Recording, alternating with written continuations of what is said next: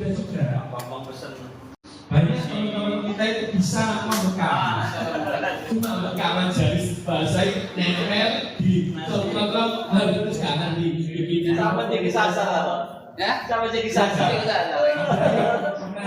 Dibekam oleh tukang bekam. Kami maksud Kamu itu jadi tak boleh banyak apa beli alat terus sudah kontrol dibekam. kau lunas ke? Apakah Oh ya sudah lunas.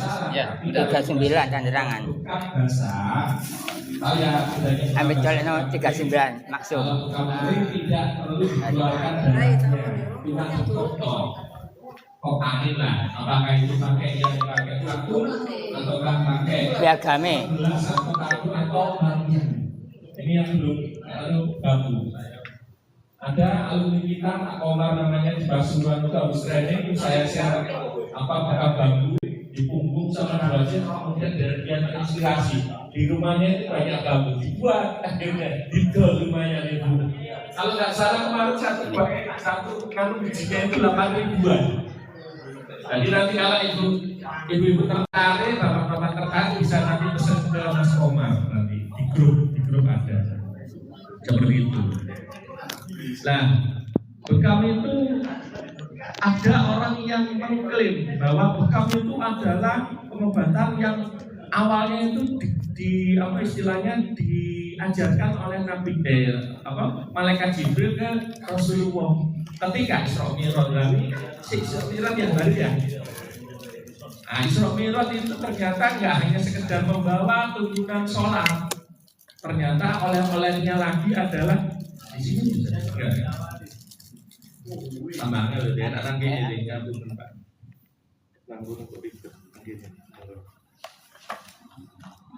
Jadi bekam Islami bahasanya Tibun Nabawi. Kenapa kok dinamakan Tibun Nabawi? Ada pengobatan ala Nabi.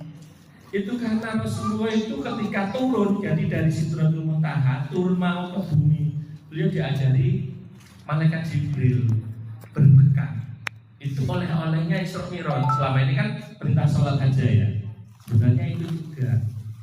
Itu kenapa kok dinamakan Tibun Nabawi. Tapi ternyata bekam itu bukan pertama kali diajarkan Rasulullah itu, bukan. Bekam itu sudah ada 4000 tahun lalu sebelum Masehi yang zamannya Fir'aun, yang zamannya bikin piramid itu di Mesir. Di Cina juga sudah ada bekam dengan masing-masing tekniknya. Tapi intinya bekam itu kan bahasanya mengeluarkan darah dengan menarik vakum gitu kan. Dulu ya pakai tanduk kayak gini tuh. Kalau di Arab nggak ada kerbau, nggak ada sapi, pakainya tanduk kambing. Kalau unta kan nggak ada tanduknya ya, bener nggak? Tanduk kambing dipakai. Bagaimana melukanya? Pakai ujung panah sama pisau zaman dulu, ngeri. Sekarang pun masih ada teman-teman yang memakai silet, tapi kan bukan silet yang kalau gitu ya, pakai biasanya pisau bedah. Kalau saya sendiri, saya takut memakai pisau bedah untuk melakukan sayatan, karena sayatan itu kalau kita nggak hati-hati, nggak konsentrasi, nggak belajar dengan benar-benar bisa, itu bisa domo bapak ibu nari gitu loh ya. Pernah nggak lihat orang bekam itu disayat pakai pisau bedah? Itu menurut yang praktisinya itu lebih efektif Pak, keluar lebih banyak nanti. Tapi bagi saya itu resikonya lebih besar. Terutama misalnya kita satu belum belajar beneran, masih awal-awal itu jangan pakai itu, berbahaya karena bisa terlalu lebar. Kedua, bisa juga kita secara tidak sadar memotong namanya saraf-saraf. Kita nggak tahu ya, saraf itu nggak ketok. Katanya itu saraf itu ada yang lebih kecil dari rambut, helai rambut itu dibagi 7 atau bagi 10 itu saraf itu setipis itu. Jadi itu beresiko. Jadi kalau saya sebagai yang mengajari jenengan, saya ingin jenengan itu juga meminimalkan resiko tindakan apapun. Nggak pengen nanti sampai keluar dari sini bekam langsung pakai silet tantra, silet gul, tinggal cukurannya bapak wis kedawat, infeksi meneh, waduh, sampai ngajar Pak Bambang meneh aku. Lebih baik pakai jarum bekam saja. itu lebih aman. Ngapunten sak ngawur-ngawure bahasa itu sih aman dibanding pakai silet. Nggih, ada yang di sini prakteknya pakai pisau? Nggak ada ya. Yang selama ini berkap pakai jarum aja ya. Atau pakai ujung anak panah kayak zamannya Rasulullah. Siapa tahu nemu panai baik ya, terus digawe kan bahaya Bapak Ibu. Seperti itu. Jadi sejarahnya bekam itu ternyata lebih tua daripada Rasulullah sendiri. Rasulullah tahun 600 ya, 600 sekian Masehi ya. Sedangkan berbekam itu sudah ada 4000 tahun sebelum Masehi. Di Mesir, di Cina itu sudah ada. Jadi apa? Berarti memang bekam itu adalah salah satu metode terapi yang unggulan. Bahkan bukan rahasia lagi ketika seseorang mencantumkan bekam di kartu namanya atau di plakat rumahnya gitu, itu orang tertarik untuk berbekam, untuk datang ke dia. Soal kemudian nanti setelah dibekam diapakan, dipijat, diampun, segala macam itu urusan lain. Tapi sebagai promosi diri, dengan kalau seorang terapis berprofesi, seorang terapis profesional, kan pengennya anti pasien ya. Kalau jenengan sama kayak saya, motivasinya juga mencari nafkah.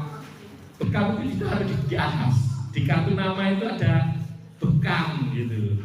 Tapi cuma memang ada aturan kalau di plakat nama, plakat alamat apa gitu di rumah, kalau ada bekam, apalagi bekam basah, jenengan akan didatangi orang puskesmas, orang dinkes, dan itu nanti jadi masalah. Jadi yang tadi diterangkan Nina tadi masalah izin bekam itu sebenarnya adalah izin bekam kering saja.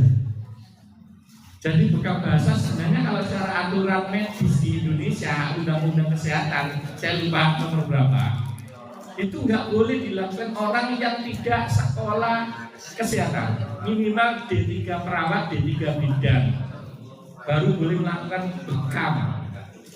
Fasdu sama, akupuntur sama. Nggak boleh orang awam yang tidak belajar ilmu kesehatan punya ijazah D3 AMD ke situ ya, ahli media kesehatan, seorang perawat, bidan atau dokter itu sebenarnya nggak boleh melakukan bekam yang pakai jarum harusnya. Tapi namanya orang Indonesia kan mosok kabeh dituruti Pak, kayak gitu ya. Jadi saya menyampaikan biar jenengan itu paham bahwa sebenarnya bekam basah itu tidak boleh dilakukan orang selain yang ijazah medis. Lah kalau di luar negeri bekam itu udah umum Bapak Ibu. Di rumah sakit itu dokter, perawat itu sudah punya ilmu bekam semua. Kalau di Indonesia saya tahunya di beberapa puskesmas di Surabaya dan Sidoarjo, kalau yang lain juga belum pernah ya, itu sudah ada praktek penyiar tradisional juga ya. Ini kan pegawai rumah sakit puskesmas juga ya. Nggih, beliau ahli medis juga. Seperti itu. Karena seringkali di akupuntur. Jadi seperti itu sebenarnya kedudukan bekam di masyarakat di Indonesia maupun di luar negeri. Nanti saya share di grup bagaimana anak seusia yang ada itu sudah dibekam. Ibu yang punya anak itu berani nggak anaknya dibekam? Nggak berani. Di luar negeri itu udah biasa. Kalau kita kan sering di beberapa grup bekam, anak saya usia 5 tahun boleh nggak dibekam? Yang 6 bulan saja boleh kok, apalagi yang 6 tahun. Bapak saya usia 70 tahun boleh bekam nggak? Boleh ketika kondisi kesehatannya masih memungkinkan. Jadi ada memang persyaratan-persyaratan bekam yang tidak boleh dilanggar. Bukan masalah ukuran usia, nggak ada usia maksimal berapa, minimal berapa, nggak ada. Yang penting kondisinya. Contoh yang tidak boleh dibekam itu kalau tensinya itu di bawah 100 atau di atas 180, itu tidak direkomendasikan dibekam. Kenapa? Kalau terlalu rendah itu nanti badan pasien itu bisa drop, bisa semaput, pingsan, geliyang, berisiko. Kalau yang tensinya terlalu tinggi di atas 180 ketika dibekam itu Sama kayak ada aliran air yang terlalu besar, ketika titik dikit itu bisa pecah. Jadi kalau dengan membekam pasien yang tensinya di atas 180, tidak saya sarankan. Diturunkan dulu sampai maksimal 180. Kalau 190, 200 sampai bekam, beresiko banget. Atau menaikkan tensi, bahasa itu menormalkan. Itu berarti bekam. Jadi di satu titik itu bisa untuk menaikkan maupun menurunkan sesuai dengan kondisinya bermasalahnya. Kalau sampai minum obat dokter yang menurunkan tensi sama menaikkan tensi beda atau sama? Beda. Nggak bisa satu